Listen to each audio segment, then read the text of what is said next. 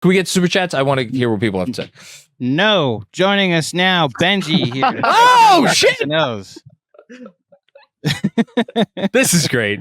Can we get the super chats? No. Sorry. We're getting there, folks. Benji, what was your reaction when you heard it? Hold on. I did a bad radio thing earlier because this is a podcast. I said, as you can see, and I never said what people can see to the people listening. Josh Hart tweeted out a photo of apparently a FaceTime group call of Jalen Brunson, Dante DiVincenzo, Mikal Bridges, and of course him, Josh Hart. They have quadrupled down on culture. You know what we should do? What? We should take the same photo with that photo up there. There you go. Well, you and me, I'm right. Inception. On my screen, I'm next to DiVincenzo, who is next to Jeremy, and it's just absolute ginger madness out here. It's the ginger triumvirate. It's the ginger triumvirate. That's it. I'm the darkest skinned among us, so I mean, oh boy, Andrew, you are not darker skinned than me. I'm gonna leave that out there. Andrew, can we get to the super chat? Let's go to Benji next on this one, and not. I was at the beach last week. I have a nice tan. You may look darker than me right now. I will take my biracial bona fides and stop it. To let you live with that. Benji, what are your thoughts on this blockbuster trade, sir? Oh my god! Wow. Yeah. My thoughts. All right, I'll get serious. I want you guys to actually be serious. Be serious. Go ahead. I'm not going to speak to the cap implications. Obviously, you guys have done that for an hour already. In terms of and this is not final. The roster's not final. Things are going to change. What we do know is that Mikal Bridges and presumably OG Anunoby are going to be on this team long term. Yes. And Jalen Brunson and Dante DiVincenzo and Josh Hart. Basically, everything else is, I would say, up in the air. My thought about it is, I saw Woj mentioned the fact that they're trying to match up with Boston, quote unquote, or something to that effect. It's not even necessarily for me specifically Boston, although that's obviously the team to beat in the East.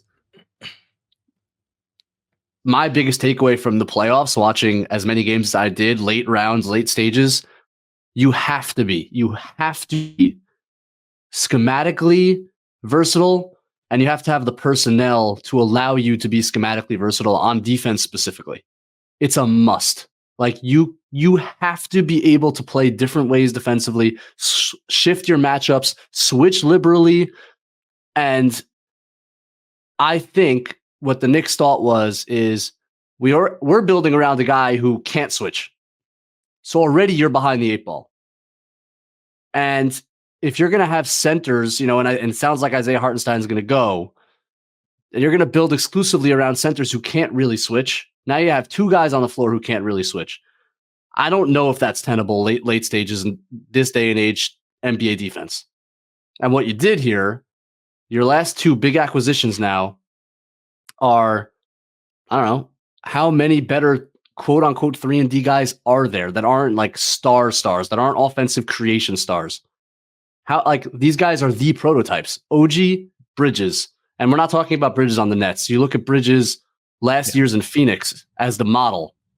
Those are two of the best 3-and-D players in the league who allow you to be as versatile as you want to schematically, to protect Jalen Brunson on the perimeter, to switch liberally, to put either guy on a center, especially OG, so you can roam with it. If you're playing a center, a traditional center, he can roam the way that Dallas did, the way that Jason Tatum guards centers all the time, allowing KP to roam. You have to be able to play in all of these different ways to compete at the highest levels. And you have now added two guys to your long-term future with Jalen Brunson at the helm. That allows you to get into that conversation in terms of a defensively versatile team that can match up in all these kinds of cases. And to me, that's the key. Now, I heard you guys say it's a freaking load of picks. It's a wild amount of picks. I'm not even talking about the value picks per player. I understand why the Knicks prioritize to this extent a player like this, and OG as well, obviously, and what they're trying to build around a very unique offensive superstar that requires that kind of protection.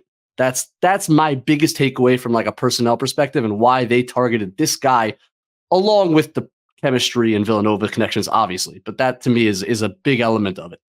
I have two questions. One, does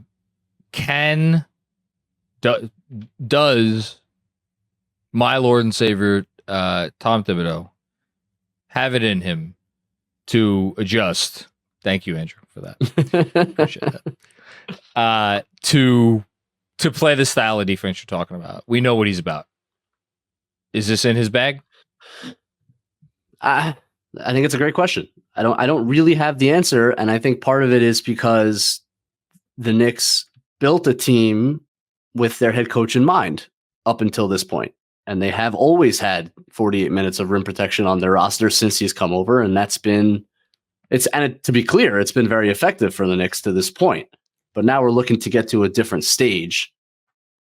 I would say there were some signs.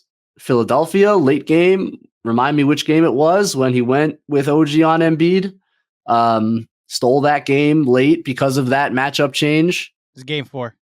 Game 4. Thank you, Andrew. And I like to think that Tom Thibodeau, the worker that he is, watched every single game of that finals. You think? And I would imagine, at least to some extent. Now, to be clear, you have to have rim protection. The Celtics have plenty of rim protection. Dallas has a lot of rim protection. But it's building around that and having rim protection from different places. Yeah. And so that you don't have to just play drop and over the top on defense. And we saw at times the Pacers have their way when the way they could stretch the Knicks out with Turner stretched out and all the shooting and all the driving that the Pacers had. There were too many breaking points on that defense, especially when OG went out, but even at times before. And I just think you watch that and you realize, like, man, the offenses are so damn good now. They stretch you out to such a degree. You really have to have the personnel to switch around and do different things. And that's where I think they're coming out here. Benji, the Knicks had 100, looked this up a few weeks ago, 123 or 124 defensive rating against Pacers when OG Anunoby wasn't on the floor in that series. Yeah.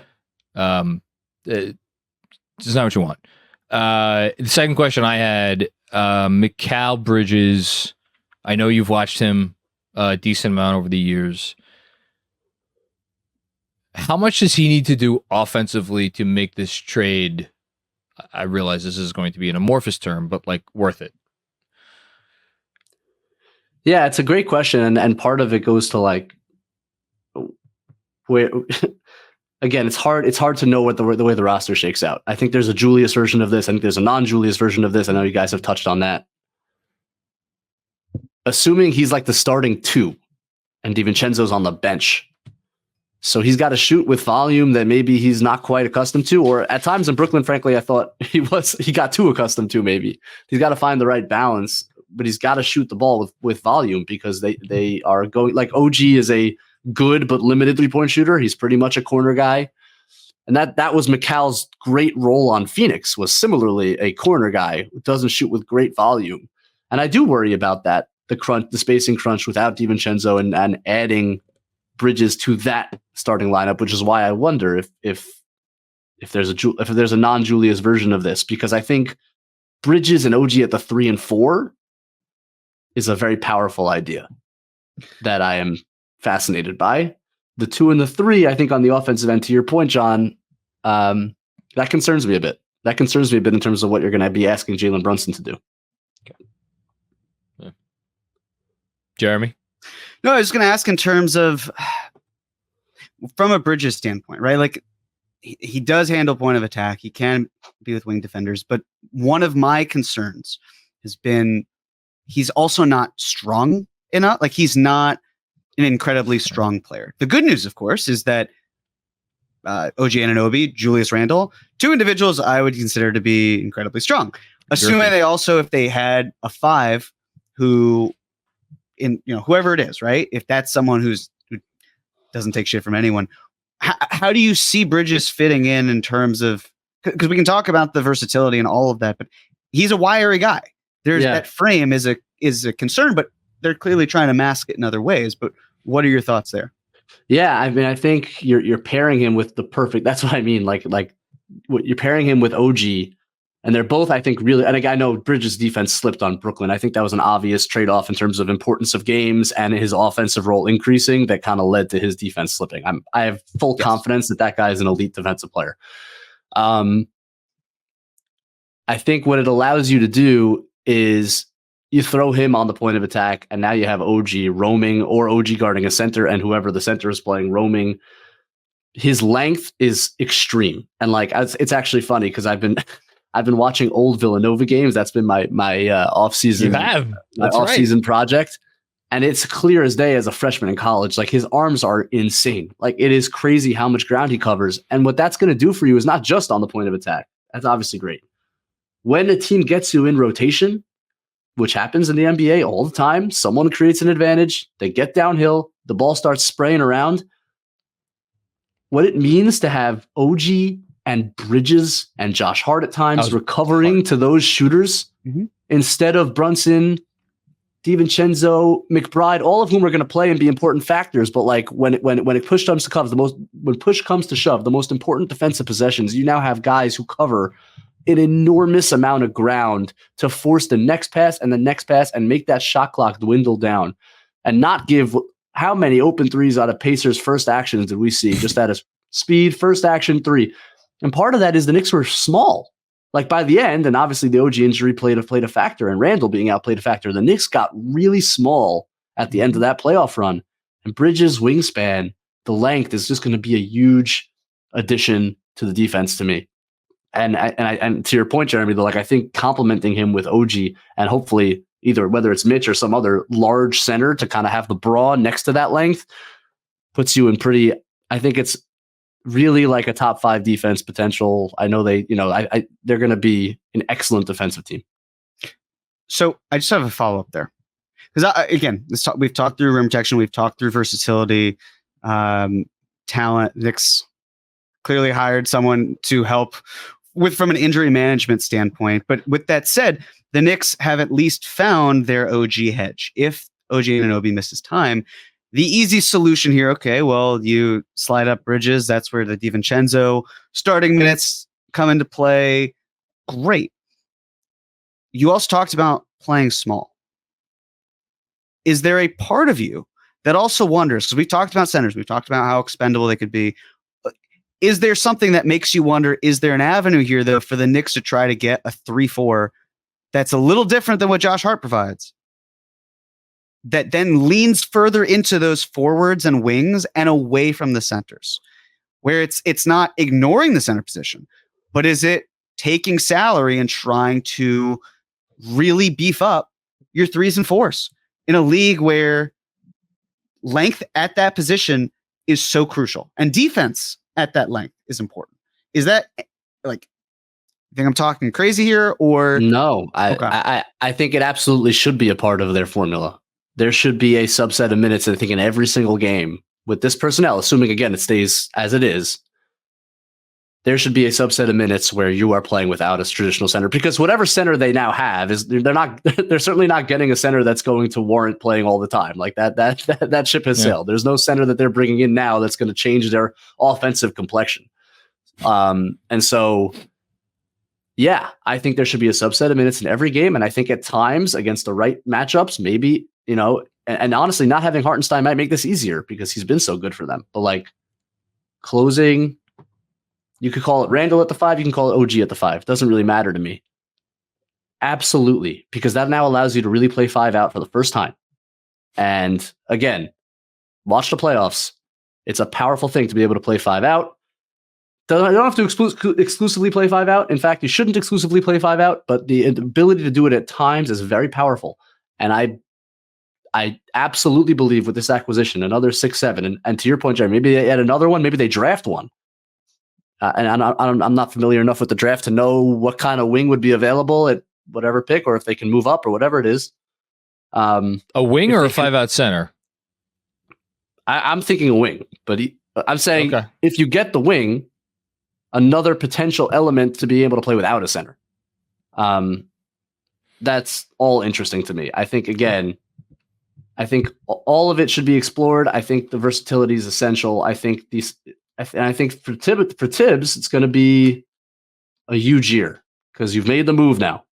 And even if it wasn't the move we were all expecting, and we're still kind of sorting through how thrilled we are with it. And I'm sure we're all kind of in different places there, but like they've now made the move, and it's winning time, man. And it's winning time now. And it's, Tibbs has done more than we could have asked for in terms of getting this team to this point. But this is a different kind of team now, and it's a different kind of expectations. And he's got to be willing to try things. I think. In no uncertain terms, I feel weird that I have to say this, and I also feel weird that I am saying this. If that makes any sense. This team's playing for a championship. Yep. Like, I never fully got over the hump at any point in time last year, and I was pretty open and honest about that fact, which is why I said when Randall went down, as people were apoplectic about that, I was very clear, like I never could get all the way there. That team last year could actually do it, go all the way and win it. Now, all that goes out the window. Like you make this move, you're competing for a championship immediately. That's true. That's all there is to it. How many years have we been saying like it's not about this year? And then finally we got to last season. And the sentiment was it could be about next year, because this year, it's not really the year. Next year's the year you try to push your chips in, and they did it. They did it. They did just it. for a different player.